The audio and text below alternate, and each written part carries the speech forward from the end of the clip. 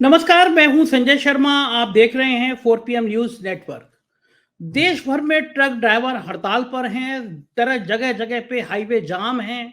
लोग बेहाल हैं, परेशान हैं। ट्रक ड्राइवर भी बहुत दुखी हैं। उनका कहना है कि सोचा नहीं था कभी हमने ये हाल हो जाएगा। उनके जगह जगह से वीडियो आ रहे हैं कि हमने तो मोदी जी आपको वोट दिया था, लेकिन अब हम लोकसभा चुनाव में आपका वो हाल करेंगे, आप देखते रह जाएंगे। उनका कहना है कि अचानक से कानून आ गया कि अगर किसी ट्रक ड्राइवर का एक्सीडेंट होता है और वो मौके से चला जाता है तो उस पर 10 साल की सजा और 7 लाख रुपए का जुर्माना। ट्रक ड्राइवर का कहना है कि हम कोई जानबूझ के एक्सीडेंट नहीं करते। अगर मान लीजिए कहीं हो जाए, पब्लिक हमें घेर घेर के मार डालती है, हम करें तो करें क्या। सब बड़ा सवाल यह है कि सरकार को हो क्या गया है, जिनके लिए कानून बनाती है उनसे बात क्यों नहीं करती। अच्छा होता कि ट्रक ड्राइवर की एसोसिएशन से बात करते। वकील भी परेशान है, उन्हें समझ में नहीं आ रहा कौन सा कानून है, क्या कानून है, क्या हालात है, सरकार ने इतनी हड़बड़ी क्यों दिखाई है, इसके पीछे खेल क्या है और क्या है ये पूरा मामला। जानने के लिए आज हम चलते हैं देश के जाने माने बड़े पत्रकार अब प्रोफेसर अभय दुबे जी के पास, जिनको हम तमाम बड़े टीवी चैनलों में देखते रहते हैं। कई किताबें लिखी हैं उन्होंने और पत्रकारिता का बहुत ज्ञान है, सामाजिक मुद्दों का बहुत ज्ञान है। चलते हैं उनसे और समझने की कोशिश करते हैं इस पूरे मामले को। अभय जी, बहुत बहुत स्वागत है आपका। देश में हाहाकार मचा हुआ है, 2 दिन से ट्रक ड्राइवरों ने हड़ताल कर दी है, जरूरी सामान की आपूर्ति नहीं हो पा रही है। परेशान है ट्रक ड्राइवर की, हमारा तो पूरा परिवार तबाह हो जाएगा। हम कहाँ से 7 लाख रुपए देंगे और 10 साल की सजा काट के आएंगे, हमें पहचानेगा कौन। 7-8 हजार रुपए की नौकरी में अपनी जिंदगी दांव पे कैसे लगा दें। मेरा आप पे सवाल यह है कि सरकार जब ये कानून बनाती है तो ये क्यों नहीं देखती कि जो संबंधित पक्ष है, जो पीड़ित पक्ष है, उससे भी बात करनी चाहिए। किसानों के लिए कानून लाती है तो किसानों से बात नहीं करती, मीडिया के लिए लाएगी, मीडिया से बात नहीं करती, वकीलों के लिए लाएगी, वकीलों से बात नहीं करती, और अब ऐसा कानून लाई है कि सारे सारे जो गाड़ी चलाने वाले लोग हैं वो परेशान हैं। आपका क्या कहना है? देखिए संजय जी, आप तो बहुत लंबे अरसे से मोदी जी की सरकार को देख रहे हैं, मोदी जी की कार्यशैली को देख रहे हैं। तो आपने अभी तक इस बात को अच्छी तरीके से रेखांकित कर लिया होगा कि मोदी जी का दो चीजों में विश्वास है। एक है धमाकेदार काम करना हम्म। और दूसरा है सबको भौचक्का कर देना, हम्म। चकित कर देना। तो किसी को सारा, चाहे नोटबंदी हो, हम्म। कुछ भी हो, वो सारे काम इसी इसी शैली में करते हैं। तो ये कानून बदलने का काम भी चुपचाप अंदर खाने वो लोग चलाते रहे। नया कानून ड्राफ्ट होता रहा, किसी को कानो कान खबर नहीं लगी। और मोदी जी की सरकार की एक और खास बात है कि वहां से कोई चीज लीक नहीं होती है। आप कयास लगा सकते हैं, मोदी जी ने ये काम जरूर किया। मोदी जी से पहले जितनी भी सरकारें थी, चाहे अटल बिहारी वाजपेयी की सरकार हो, चाहे नरसिंह राव की सरकार हो, चाहे मनमोहन सिंह की सरकार हो, या उससे पहले की सरकारें हो, कुछ ना कुछ लीकेज होती थी, उससे पत्रकारों को खबर मिल जाती थी, उससे स्कूप बनता था, खबर बनती थी, स्पेशल स्टोरी बनती थी। अब ये चीजें तकरीबन खत्म हो गई हैं। उन दोनों तो आपके टीवी चैनल नहीं होते थे, लेकिन अखबारों में ये इसी तरह का बात। आप तो अखबार की संपादक हैं। तो मोदी जी एक तो लीकेज रोक दी है, उसकी वजह से किसी को पता ही नहीं चला कि ये नई फौजदारी संहिता लिख रहे हैं, एक नया क्रिमिनल प्रोसीजर कोड लिख रहे हैं। वह क्रिमिनल प्रोसीजर कोड जो लॉर्ड मैकाले ने से कभी अंग्रेजों ने लिखवाया था, उसमें तब्दीली होनी चाहिए थी। मैं इस बात को मानता हूं, मैं इस बात को भी मानता हूं कि सरकार ने उसमें तब्दीली करने की कोशिश की, लेकिन तब्दीली की क्या? दरअसल तब्दीली करने से पहले क्या समाज की राय ली गई, उन लोगों की राय ली गई जो इससे प्रभावित होने वाले हैं? दरअसल इससे देश का छोटे से बच्चे से लेके, यानी एक नाबालिग से लेकर और एडल्ट तक सब लोग प्रभावित होने वाले हैं। अब केवल इसके ड्राइवरों वाले पक्ष को लीजिए, जिसकी ऊपर अभी चर्चा हो रही है, क्योंकि उन्होंने आंदोलन कर दिया है। अभी देखिए, देश के हर तबके को अलग अलग मुद्दों पर इस पे आंदोलन करना होगा। इसमें हर मुद्दे पे आंदोलन होगा। आपको पता है कि धारा 302 जो कत्ल की सजा होती है, उसका नाम क्या हो गया है? हाँ। अब धारा 302 नहीं रही। हाँ। वो शायद 102 या 101 हो गई है। अब मुझे भी ठीक से हाँ, पता नहीं, नंबर बदल गया उसका। हाँ। बदल गया। अच्छा, एक वकील जो है, जो बैठा रहता है, जब आप उसकी तस्वीर देखते हो, पीछे लिखते हैं, बड़ी मोटी मोटी किताबें लगी होती हैं उसकी अलमारी। उन किताबों में असल में मुकदमों की नजीरें और फैसले भरे होते हैं उन किताबों में। अब किसी भी वकील से आप बात कीजिए, वो कहेगा कि इसमें से ज्यादातर किताबें जला देने काबिल हैं, सब बेकार हो गई हैं किताबें। अब नए कानून के तहत जब नए फैसले आएंगे तब फिर किताबें बनेंगी, हाँ। वो किताबें लगेंगी पीछे। यानी वकालत के पेशे में भी बहुत काफी घाल मेल और मतलब वकील भी घनचक्कर बना बैठा हुआ है। हाँ, अब आ हाँ, जाइए हाँ। आप ड्राइवरों के ऊपर। आपने कहा कि ड्राइवर लोग परेशान हैं। केवल ड्राइवर लोग नहीं परेशान है, ड्राइवर तो आंदोलन कर रहे हैं। आंदोलन तो हमें और आपको भी करना चाहिए। भाई आप भी अपनी कार चलाते हैं, मैं भी सही अपनी बात। कार चलाता हूँ, मेरा बेटा अपनी मोटरसाइकिल चलाता है। ये हुँ, मोटरसाइकिल वाले पे भी कानून लागू है। हुँ, ये संजय शर्मा संपादक 4 पीएम पे भी लागू है और अभय कुमार दुबे पे भी लागू है। सबके हुँ, ऊपर ये कानून लागू है और एक ट्रक ड्राइवर के ऊपर भी लागू है। हुँ, इस कानून से कोई भी नहीं बचा है। जो समस्या ट्रक ड्राइवर की है वही समस्या हम लोगों की है। अब क्या है, अब ट्रक ड्राइवर को तो भूल जाइए। मान लीजिए मैं एक कार चलाते हुए घर से यूनिवर्सिटी अंबेडकर विश्वविद्यालय में काम करता हूं, मैं वहां के लिए निकलता हूं। इत्तेफाक दुर्भाग्य से मेरी कार किसी व्यक्ति से टकरा जाती है, कारण जो भी रहा हो, दुर्भाग्य से मेरी कार। अब उसके बाद में ये कानून ये कहता है कि अगर मैंने तुरंत उतरकर उस व्यक्ति को अस्पताल नहीं पहुंचाया और या थाने में रिपोर्ट नहीं की खुद जाके, तो मुझे गिरफ्तार किया जाएगा, या तो मुझे 10 लाख रुपए 7 लाख रुपए तक का जुर्माना अदा करना पड़ेगा, हुँ, या 10 साल की सजा काटनी पड़ेगी। ये कानून कहता है। अब मान लीजिए हम और आप इस जुर्माने को भुगत भी लें, हैं? अब उसमें खतरा ये होता है कि जैसे मान लीजिए किसी को चोट लग गई हमारी कार से या हमारे वाहन से, तो हिंदुस्तान की पब्लिक बड़ी जज्बाती है और वो पिटाई शुरू कर देगी। यहाँ तक कई बार देखा गया है कि ड्राइवरों के हाथ पैर तोड़ दिए जाते हैं।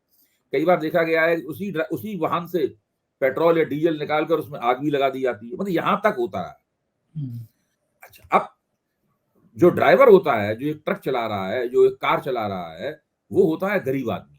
हुँ, उसकी आमदनी 10,000 से लेकर 25,000 रुपए के बीच में होती है।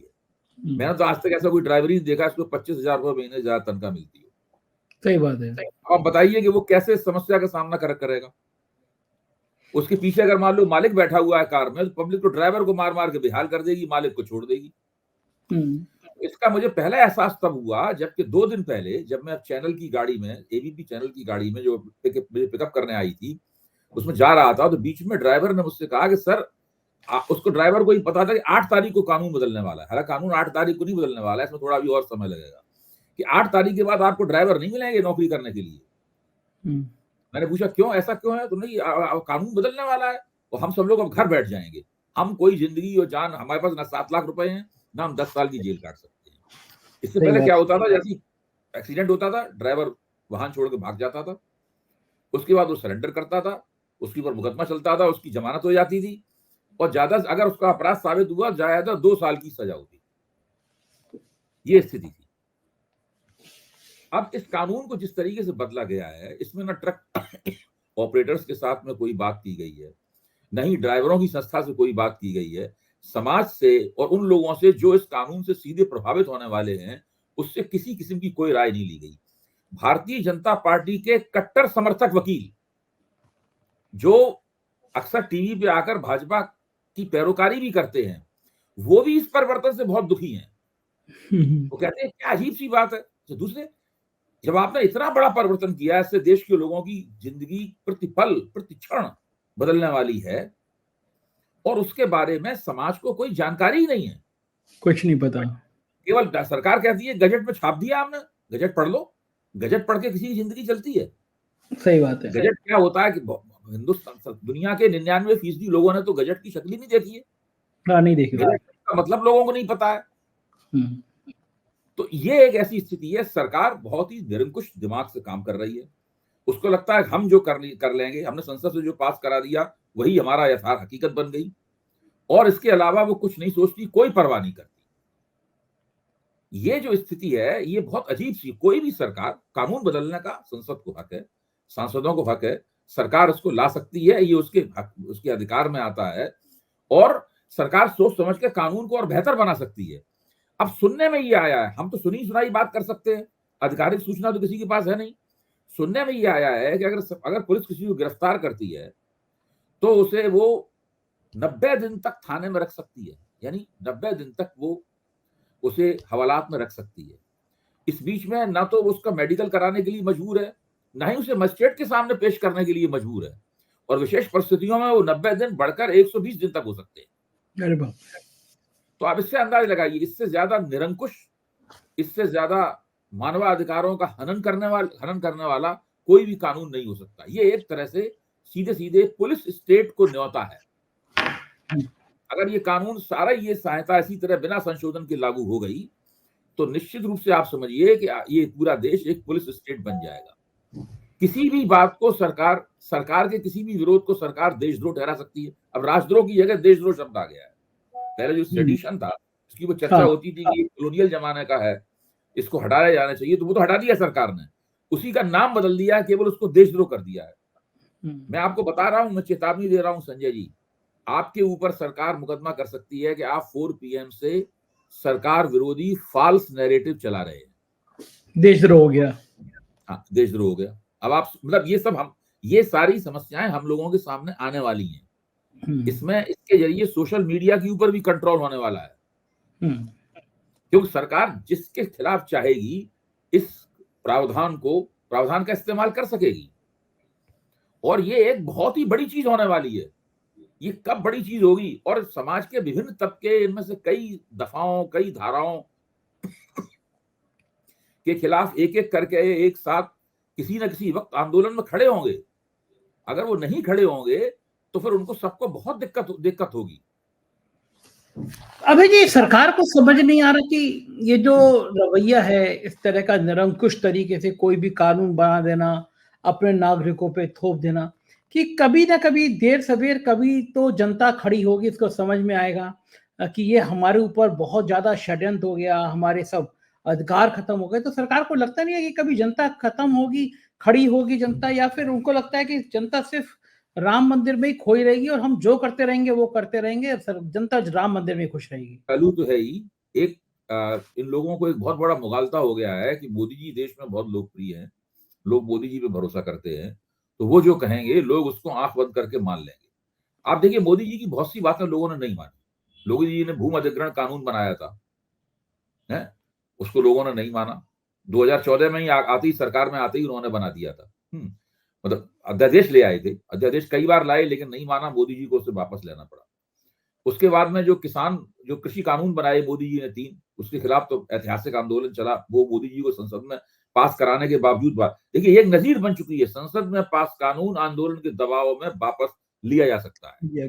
संसद में पास ये जो नई फौजदारी संहिता है, ये भी आंदोलन के दबाव में वापस ली जा सकती है, या इसमें बहुत बड़ा संशोधन किया जा सकता है। तो जिस तरह सरकार को कृषि कानून बनाकर पछताना पड़ा, देखिए कृषि कानून बना के जो पॉलिटिकल डैमेज हुआ था, ठीक है, उसके कारण सरकार कोई चुनाव हारते हुए नहीं दिखी, लेकिन उससे जो पॉलिटिकल डैमेज हुआ था वो डैमेज अभी खत्म नहीं हुआ है। अगर वो पॉलिटिकल डैमेज नहीं होता तो सरकार ये विनेश फोगट और साक्षी मलिक और बजरंग पूनिया ने जो आंदोलन चलाया था पहलवानों वाला, उसके ऊपर इतनी जल्दी नहीं झुकती। क्योंकि जाट समुदाय में जो नाराजगी फैली है, जाट आमतौर पर बीजेपी की तरफ शिफ्ट करते जा रहे थे, कई चुनाव में कर रहे थे, लेकिन उसमें जो नाराजगी फैली है उसके पीछे है किसान आंदोलन की भूमिका। कोई जो डैमेज होता है तो तुरंत दिखा देता है कि नुकसान ये हुआ, और कोई डैमेज देर में अपना नतीजा दिखाता है। तो ये इन लोगों को मुगालता है कि मोदी जी एक जगरनट है। अखबार में छपी हुई आज मोदी जी की बहुत बड़ी तस्वीर है, the Modi juggernaut, BJP is banking upon Modi juggernaut. Modi ji बहुत बड़े जगरनट हैं, और वो जो भी होगा सब कुछ सारे विपक्ष को रौंदते हुए 2024 में 2019 से भी ज्यादा सीटें ले आएंगे। इस प्रकार का पूरा माहौल बनाया जा रहा है, पूरा नैरेटिव तैयार किया जा रहा है, और उसमें इन लोगों को ये नहीं पता है कि ये जो उन्होंने 2023 में फौजदारी कानून लागू किया है, ये दरअसल एक तरह का टाइम बम है जो टिक टिक कर रहा है, और ये कब फूटेगा, अंशों में फूटेगा, एक साथ फूटेगा, और उसका किस समाज की संरचना को कितना नुकसान होगा, देश को कितना नुकसान होगा, ये इन्हें पता नहीं है। ये आपने जो कहा कि मोदी जी का जादू, मोदी की गारंटी, और पूरी बीजेपी उसमें तन्मय हो गई है, उसमें मंत्रमुग्ध हो गई है। आपको लगता है कि मोदी जी की गारंटी 2024 में काम करती रहेंगी? मतलब जो 3 बड़े राज्य जीते हैं, उसके बाद से ये गारंटियां बीजेपी और पुख्ता मान रही है, तो लग रहा है आपको ये गारंटियां काम करती रहेंगी? मोदी जी बड़े जोरदारी के साथ बार बार खुद अपने मुंह से ही मोदी की गारंटी बोलते हैं, किसी दूसरे को कहने की जरूरत नहीं है, वो अपनी पीठ खुद ही थपथपा रहे हैं। तो अब है स्थिति क्या है, मैं तो ये मानता हूं कि अगर अशोक गहलोत ने 3-4 स्थानीय पार्टियों के साथ में तालमेल कर लिया होता, तो जो 43 सीटें वो हार गए हैं, पोस्ट पोल डेटा बिल्कुल साफ तौर पे बताता है और चुनाव आयोग का डेटा साफ तौर पे बताता है कि उन 43 सीटों का ज्यादा बड़ा हिस्सा कांग्रेस जीत सकती। आज भजनलाल शर्मा राजस्थान के मुख्यमंत्री नहीं होते, अशोक गहलोत राजस्थान के मुख्यमंत्री होते, तब फिर मोदी की गारंटियों की क्या चर्चा होती। मोदी गारंटी तेलंगाना में भी दी गई है, मोदी गारंटी वहां नहीं चली। तो ये जो अगर भूपेश बघेल ने एंटी इनकम्बेंसी को छिपाया नहीं होता, भूपेश बघेल ने ऐसा मोहिनी मंत्र चलाया था, हम सब लोग मानने लगे थे कि उनके अलावा कोई जीत ही नहीं सकता है। भाजपा समर्थक भी मान रहे थे कि वही जीतेंगे, वही जीतेंगे। कांग्रेस आला कमान की आंखों पर भी उन्होंने पट्टी बांध दी थी। अगर ये सब नहीं हुआ होता, मध्य प्रदेश की भी बाजी अगर ठीक से खेली गई होती, तो ये नतीजे नहीं होते। ये मोदी की गारंटी की वजह से नहीं हुए नतीजे। ये जो भाजपा समर्थक प्रचार है कि मोदी की गारंटियों ने भाजपा को जिता दिया, मैं ऐसे नहीं मानता हूं। मैं ये मानता हूं यहाँ कांग्रेस हारी है, भाजपा जीती नहीं है। राजस्थान तो इस बात की सबसे बड़ी सबूत है। तो मैं मोदी की गारंटी वाला जो वितंडा जो प्रचार किया जा रहा है, मैं उससे बिल्कुल प्रभावित नहीं हूं। तो मतलब ये आपका मानना ये है कि जानबूझ के एक फ्रेम तैयार किया जा रहा है कि भाई मोदी के सामने कोई नहीं है, मोदी की गारंटी है तो चुनाव जीत जाएंगे। एक जानबूझ के एक वातावरण तैयार किया जा रहा है। नहीं, वो तो है ही। ये लोग तो इवेंट मैनेजमेंट और नैरेटिव पैदा करने में माहिर हैं और पूरा मीडिया उनके साथ रहता है। मोदी जी एक बात कहते हैं, मीडिया उसको 100 बार दिखाता है। भाई जैसे ही चुनाव नतीजे आए उसके बाद में आप कितने दिनों तक, मेरे ख्याल से हफ्ते 10 दिन तक लगातार टीवी पे मोदी की गारंटी नाम से कितने प्रोग्राम चलाए गए। अभी भी यही बात बार बार की जाती है। और देखिए भाजपा का बहुत ही पुराना हथकंडा है, भाजपा के नेता कई जगहों से एक ही बात कहते हैं। मुझे याद है जब मैं जनसत्ता में काम करता था तो हमारे संपादक थे प्रभाष जोशी, शुरुआती 80 के दशक की बात बता रहा हूं। तो उसमें भाजपा के नेता कई जगह से एक ही बयान देते थे, एक ही समस्या। कहीं विनय कटियार बोल रहे हैं, कहीं मुरली मनोहर जोशी बोल रहे हैं, फिर लालकृष्ण आडवाणी ने बोल दिया, फिर एक बहुत ही जिला स्तर के नेता ने बोल दिया है। और वो एक अखबार में एक बयान उनका 4-5 जगह छपता था। एक अंदर के पेज में छपा है, एक पहले पन्ने पे छपा है, एक ओपेट पेज पे छपा है। तो प्रभाष जी ने ये हम लोगों को आदेश किया था कि एक विषय पर भाजपा के एक नेता का बयान छपे, कोई आप तय कर लीजिए कौन सा बयान छपेगा, बाकी कोई बयान नहीं छपेंगे। और वो हथकंडा आज तक ये लोग जारी किए हुए हैं। अब चूंकि मीडिया ट्राइबल है और मीडिया लगातार इन्हीं के हाथ से खा रहा, इन्हीं की सेवा में लगा हुआ है, तो अब जितने जगह जितनी बार अगर एक विधायक ने बयान दे दिया तो वो भी उसका भी क्लिप दिखाया जा रहा है। केंद्रीय स्तर के नेता ने बयान दे दिया, उसका क्लिप तो दिखाना लाजमी है ही। और पीछे मोदी जी की तस्वीर पृष्ठभूमि में हमेशा लगी रहती है।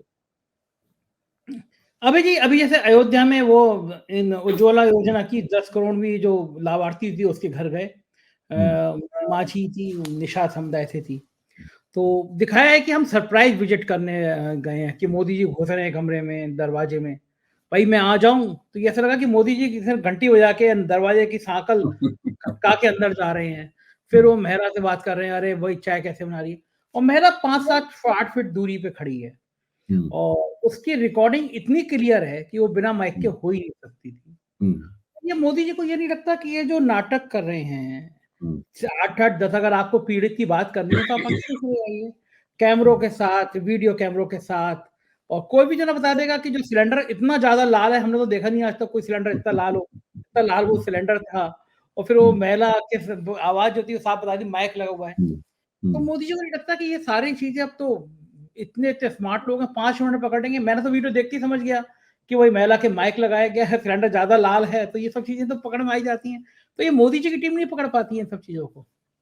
संजय जी, मैं आपको फिर चेतावनी दे रहा हूँ, फास्ट नैरेटिव पे आपके खिलाफ मुकदमा चल सकता है, तो मेरे और आपके दोनों। अभी धारा लागू नहीं हो रही मैं है। आपको बता रहा हूँ कि ये मोदी जी पहली बार नहीं कर रहे। उन्होंने तपस्या करते हुए पूरा अपना प्रपंच रचा है। उन्होंने गुफा में बैठकर अपना तपस्या करते हुए, उसमें वो गेरुआ कपड़े पहने हुए थे, इसमें दूसरी बार उन्होंने किया तो उन्होंने सफेद कपड़े पहने हुए थे।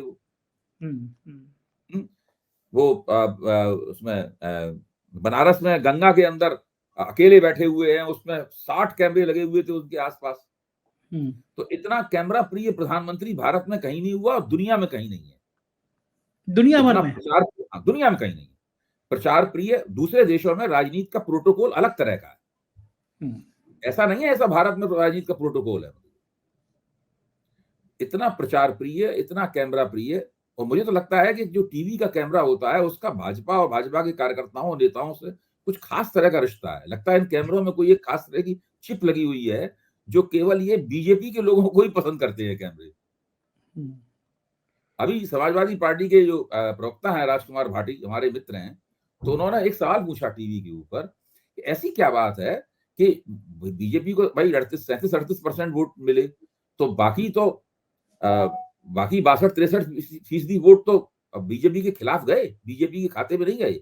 तो जब कैमरा लोगों से बातचीत करता है शहरों में कहीं, तो वो बाकी 68% लोगों में कोई चेहरा नहीं मिलता कैमरे को। वो हमेशा उसे बीजेपी का ही चेहरा दिखाई पड़ता है कैमरे को। देखिए, स्थिति यह है कि जो टीवी का एंकर होता है, टीवी का एंकर लगभग भाजपा प्रवक्ता की तरह आचरण करता है, लगभग। और वहां पे भाजपा का एक आधिकारिक प्रवक्ता होता है, 2 संघ के विचारक होते हैं, एक निष्पक्ष पत्रकार होता है जो कि बीजेपी का बहुत जबरदस्त सपोर्टर होता है, एक आध उसमें मेरे जैसा व्यक्ति भी बुला लिया जाता है जो कि थोड़ी सी जो कि दिक्कत पहुंचाने वाली बातें करता है, ताकि निष्पक्षता का पूरा जो ढोंग है। मुझसे अभय जी, दर्जनों लोगों ने ये बात करके पूछा कि अभय जी को ये टीवी चैनल वाले कैसे बुला लेते हैं। अभय जी तो सत्ता से सवाल करने वाले पत्रकार हैं। वो जो आपने बताया कि वो जो संघ प्रचारक होता है उसको राजनीतिक विश्लेषक कह देते हैं। जो मतलब 2 राजनीतिक विश्लेषक ऐसे होते हैं जो भाजपा के ही होते हैं। तो लोग पूछते हैं कि अभय जी उसमें कैसे बुला लिए जाते हैं। ये बड़ा सवाल करते हैं लोग। नहीं, वो तो उन्हें प्लेट सजानी है ना पूरी। उन्हें ये भी बताना है, हमने अगर उसे कहा जाएगा कि आप वो भी, हम देखिए अभय कुमार दुबे को बुलाते हैं, जो सवाल पूछ लेते हैं। हाँ, इस तरह का होता है। तो ये जो प्राइम मिनिस्टर की टीम होती है, इतने एक्सपर्ट लोग होते हैं, ये प्राइम मिनिस्टर को बताते नहीं है कि जनता को समझ में आ रहा है आप ये सब करोगे। अच्छा, ऐसी एक एम्बुलेंस है वो अभय जी, वो एम्बुलेंस पता नहीं कहाँ से चली आती है, क्योंकि मैं कवरेज करी है, मैं तो वैसा ग्राउंड रिपोर्टर रहा हूँ, मैंने देखा है प्राइम मिनिस्टर का जब विजिट होती है तो 2 किलोमीटर के सब रास्ते बंद होते हैं, तो वो एम्बुलेंस पता नहीं उसी रास्ते पे क्यों आ जाती है जिस रास्ते पे प्राइम मिनिस्टर जा रहे होते हैं, उसी पे एम्बुलेंस आ जाएगी, वो सिक्योरिटी के बीच में आ जाएगी। कोई देखेगा नहीं कि इसमें एम्बुलेंस में आतंकवादी हैं या नॉर्मल कोई आदमी है। और फिर वो एम्बुलेंस का ड्रामा होता है कि प्राइम मिनिस्टर ने सारा काफिला रोक लिया और फिर एम्बुलेंस को रास्ता दी। तो ये स्क्रिप्ट चेंज क्यों नहीं की जाती है? जो इतने काबिल लोग हैं, स्क्रिप्ट बार बार एक ही ऐसी स्क्रिप्ट क्यों लिखते हैं? प्रधानमंत्री जब लॉन में बैठे होते हैं अपने यहाँ झूले पर, तो मोर भी तो आ जाता है उनके सामने। हाँ, मोर को दाना खिलाते हैं। मोर आ जाता है, मोर को दाना खिलाते। मैंने तो आज तक नहीं कभी सुना कि किसी के घर में मोर आ गया हो, लोग मोर को दाना खिला रहे हो। मेरी भी उम्र हो गई और मैं ये सब बातें देखता हूँ।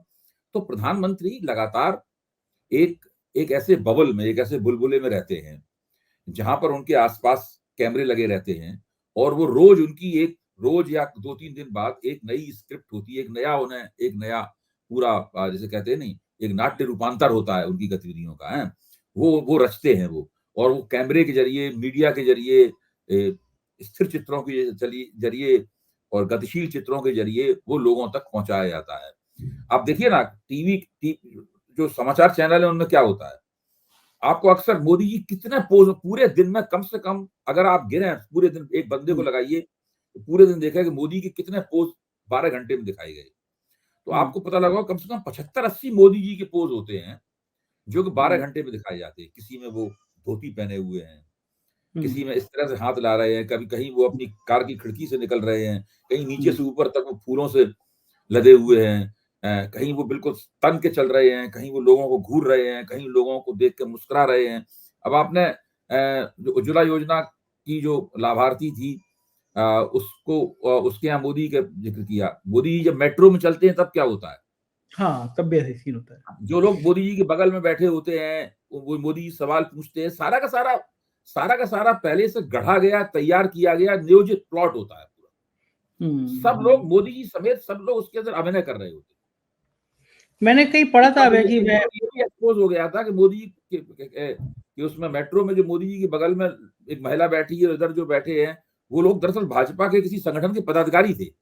हाँ, आ गया था चीज, फोटो वायरल हो गए थे। अच्छा, मेरे पास फिलॉसफी था, उसका साइकोलॉजी का एक सब्जेक्ट था, फिलॉसफी का एक पार्ट।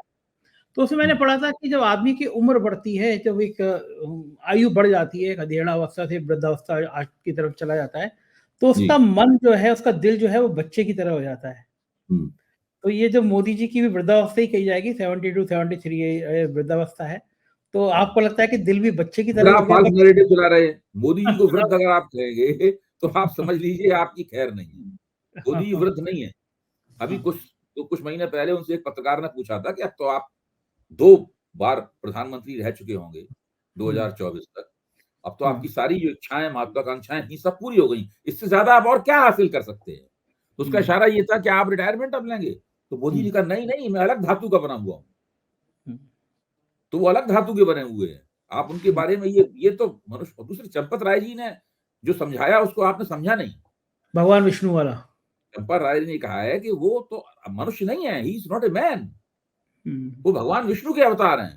तो जो हुँ। भगवान विष्णु का अवतार है उसके लिए वृद्ध और युवा और बच्चा ये सब आप मनुष्यों के बारे में बात कर रहे हैं। हाँ, जेपी नड्डा ने कहा ये देवताओं के देवता हैं वो। हाँ, हाँ, बिल्कुल, देवताओं के देवता। अब देखिए 2024 में अगर वो 2019 की तरह चुनाव जीत गए तो उनके मंदिर बनने शुरू हो जाएँगे। हाँ, बात तो सही है वैसे। हाँ, और मायावती जैसे मूर्ति लगा दी थी, ऐसी मूर्ति। कई ऐसे मंदिर होंगे इसमें कई देवताओं के साथ मोदी जी की तस्वीर भी प्रतिष्ठित होगी। रोज नई मंदिर की प्राण प्रतिष्ठा होगी। ये जो हुँ, अयोध्या में प्राण प्रतिष्ठा करने वाले हैं, इसके बाद प्राण प्रतिष्ठाओं का दौर शुरू हो जाएगा। ये शब्द पहली बार भारत की जनता को याद हो जाएगा, प्राण प्रतिष्ठा। हाँ, हाँ। और फिर तो प्राण प्रतिष्ठा की लाइन लग जाएगी। तो उन मंदिरों में क्या नितिन गडकरी और राजनाथ सिंह भी जाया करेंगे दर्शन करने के लिए? जाना ही पड़ेगा अगर राजनीति आगे चलानी है तो। अगर राजनीति देवताओं आगे से चलानी है तो ये कहेंगे कि भाई हमें मंदिरों में इसलिए जाते हमने घर पे ही बना लिया है मंदिर। हाँ, हाँ, देवताओं के मोदी देवता जी कहा। देखते ही उसमें रोज पूजा करता है वो, घंटी टनटनाता है, आरती करता है। आज ही जब मैं टीवी चैनल पे बैठा हुआ था तो ब्रेक में मेरे साथी जो समीक्षक थे उन्होंने मेरे कान में फुसफुसा के कहा कि हम लोगों को एक-एक आरती वाला दिया भी दे दिया जाना चाहिए। तो जैसे ही मोदी जी की बात आएगी हम 2 बार यूँ करेंगे उसके बाद अपनी बात कहना शुरू करेंगे। सही सुझाव था वैसे वैसे।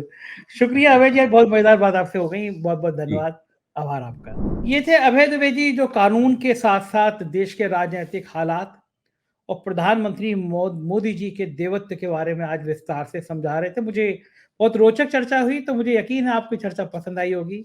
अपनी राय से अवगत कराइएगा, ज़रूर बताइएगा ये चर्चा कैसी लगी। हमारे राज्यों के चैनल हैं 4 पीएम यूपी, बिहार, गुजरात, महाराष्ट्र, कर्नाटक, राजस्थान, मध्य प्रदेश और 4 पीएम बॉलीवुड। उन्हें भी सब्सक्राइब करिएगा। शुक्रिया, थैंक यू।